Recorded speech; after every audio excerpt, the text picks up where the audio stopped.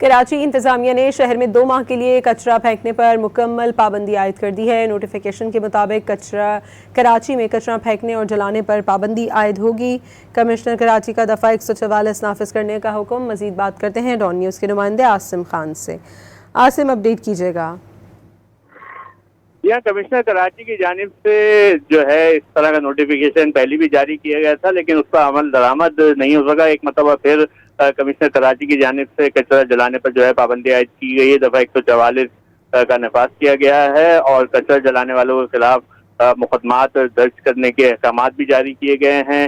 اسی طرح کا نوٹیفیکیشن اب سے 1 سے 2 ماہ قبل بھی ہوا تھا، لیکن اس پر عمل درآمد کے لیے عملہ جو ہے ان کے پاس موجود نہیں ہے، جس کی وجہ سے جو ہے ہم دیکھتے ہیں کہ جگہ جگہ جو ہے نہ صرف کچرا بڑی تعداد میں موجود ہے، بلکہ جب لوگ تنگ آ جاتے ہیں تو پھر اس میں آگ لگا دیتے ہیں۔ بہت شکریہ عاصم خان آپ کا۔